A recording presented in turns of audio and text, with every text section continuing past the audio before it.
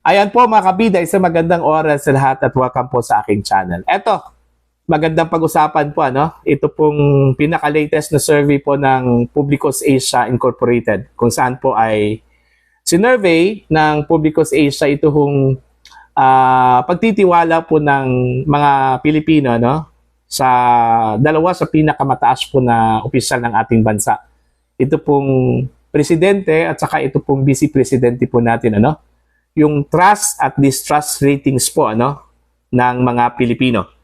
Ang survey na ito po ay ginawa po mga kabida from March 15 hanggang 2025. Dito ho sa article po ng abogado.com.ph lagpak na lagpak yung ratings po ng Pangulong Ferdinand Bongbong Marcos mga kabida sa survey na ito Okay? Ang title po ng kanilang article, Survey, BBM's trust rating plummets to 14% while VP Sara surges.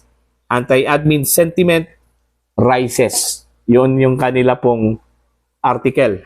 Titulo po ng kanila pong article po mga kabida. Posted po ito ng abogado.com.ph March 28, 2025. Kahapon lang po ito mga kabida. Alright. Eto, babasahin po natin ito hong kanila pong article. Public confidence in President Ferdinand Bongbong Marcos Jr. has plummeted to its lowest levels since he took office, with his trust rating dropping from 23% to 14% and his distrust rating surging to 63% according to the latest Pahayag 2025 first quarter survey conducted by Publicus Asia Incorporated. So, malinaw po mga kabida na bumagsak po, lumagpak, bumulusok yung trust rating po ng Pangulo, okay? At saka yung kanya hong distrust rating is kung ano yung kabilis na bumulusok yung kanya hong trust rating, ganun din yung kabilis yung pagtaas po mga kabida dun ho sa kanyang distrust rating po. Ang ibig sabihin, yung kawalan po ng tiwala po ng mga Pilipino sa kanya, mga kabida.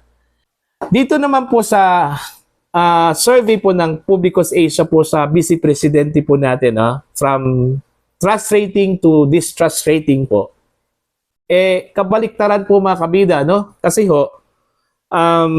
si Vice President Sara Duterte, tumaas yung kanya hong trust rating, from 31%, naging 39% po ito. Meron pong 8% na increase, pagtaas ng kanya hong trust rating po mga kabida.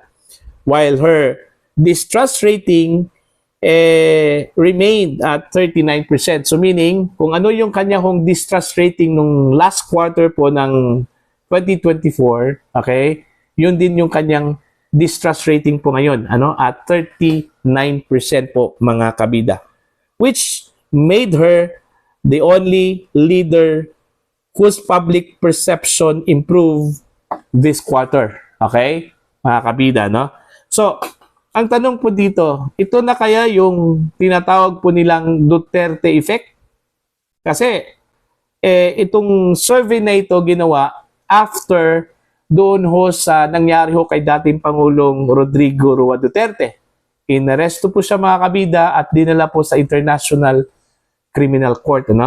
At dahil ho sa nangyari po sa dating Pangulo, madami hong mga Pilipino ang nakisimpatya, kahit na po hindi DDS, hindi ho supporter po ng mga Duterte, kahit na po yung nasa neutral, ang iba nga dito is mga kakamping, okay, naghayag po sila ng kanila pong simpatsya, awa doon ho sa dating Pangulo. Kasi unang-una po mga kabida, ang perception kasi doon ho sa kanyang pagkakaaresto ay illegal. Pangalawa po, yung kanyang edad, almost 80 years old na po itong dating Pangulong Duterte. pero ganun pa rin yung ginawa po sa kanya, no? Parang, kumbaga, wala hong respeto sa kanya hong katandaan, hindi na lang po bilang dating Pangulo po ng Pilipinas, ano po mga kabida. Kaya yun, baka ito po yung factor na tumaas po itong public sentiments, ano? Laban po dito sa kasalukuyang administrasyon po mga kabida. Eto, meron pa po, ano? The survey conducted from March 15 to 2025 also shows a significant shift in political learnings with anti-administration sentiment rising from 30% in quarter 4, meaning fourth quarter noong 2024 po mga kabida, okay, nasa 30% yung sentiment, ano, versus the current administration, ano, okay, tumaas po ito ngayon. Sa survey na ito, nasa 45% na po mga kabida. Okay? Meanwhile, support for the Marcos administration has collapsed from 28% to just 15%. Ano? Mantakin nyo, ilan yung numbers, yung gap po mga kabida, no? 13%. Yung kanya hong paglagpak, ano? From 28 down to 15%. Okay? Public dissatisfaction extends beyond Marcos Jr. to his administration as a whole.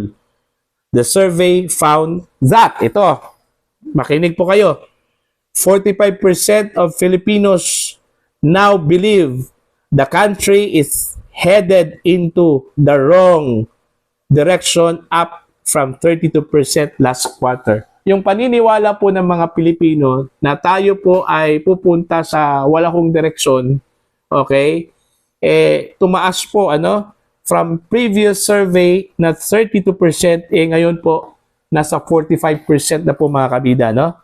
Okay, ito pa. Only 29% still see the country's direction as strong, a sharp drop from 42%. Okay? Meaning, yung positive outlook po ng mga Pilipino, nung last quarter po, 29% po, ano, mga kabida. Pero yung positive outlook po ngayon ng mga Pilipino, nasa 42% na. So, meaning tumaas po ng 13% pa rin, ano? Okay, mantakin nyo. 13% pa rin. Ano kaya ang nasa 13? Okay, eto pa po. Economic optimism has also faded with only 32% expecting improvement compared to 48% last quarter. Alright, ito hong pag-asa po, ano, na umangat yung ekonomiya po natin noong 2024 last quarter, nasa 32% yung expectation. Okay, ngayon po sa latest survey, nasa 48% na po mga kabida, tumaas po ito. Okay, now this overall decline in sentiment is particularly pronounced in Mindanao, meaning mas malaki yung vulgarity po mga kabida ng pagpapalabos po ng kanilang sentiment sa Mindanao, ano? Where the fallout from Duterte's arrest and the widening rift between Marcos and Duterte allies have fueled discontent. All right? VP Sara has seen a notable recovery in her ratings, making her a central figure in the shifting political landscape. So, ang nakakabenepisyo po dito, ito pong si Vice President Sara Duterte, ano? Okay? Dahil ho, sa nangyari po sa kanyang ama, yun po yun, ano? Kumbaga, yung public sentiments po mga kabida na tumaas, dahil gaya ng sinabi ko po kanina, yung pagkaka-arresto po ng dating Pangulo is perceived as illegal. Okay? At out of what is said in the law, okay? Kumbaga, kung ano yung sinabi po ng batas, hindi ho ito sinunod, mga kabida, no?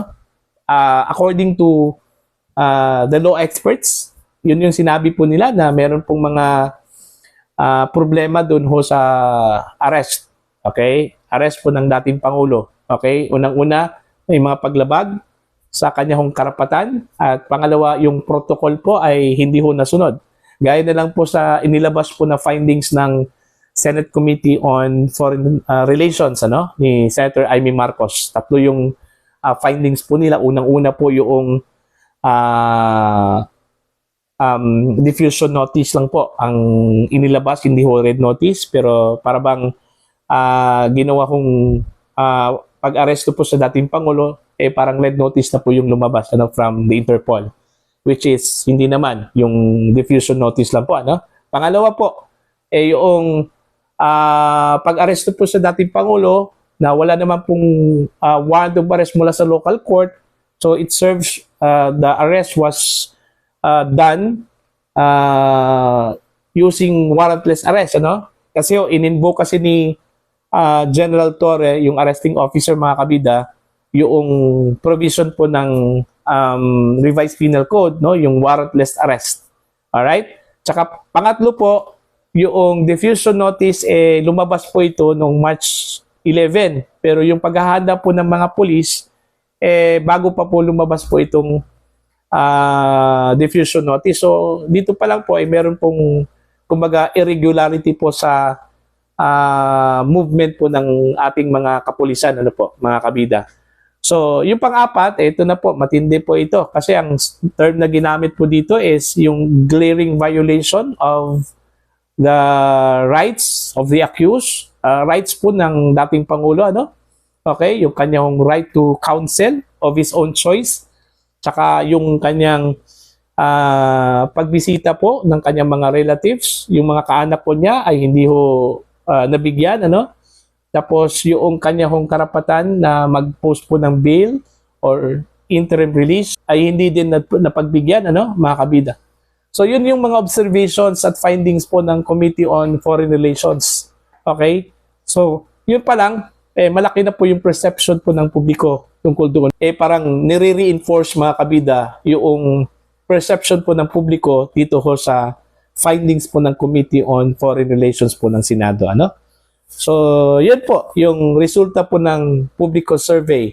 Because of the Duterte effect, ito po yung nangyari po sa trust rating po ng Pangulong Ferdinand Bongbong Marcos. Okay? So, para po sa inyong comment and opinion, you can comment down. Sa mga hindi pa po subscriber, mga kabida, sa aking channel, please subscribe. Just click the subscribe button, click the notification bell, click all para updated po kayo sa aking mga uploads. Maraming salamat po sa inyong lahat. God bless po, mga kabida.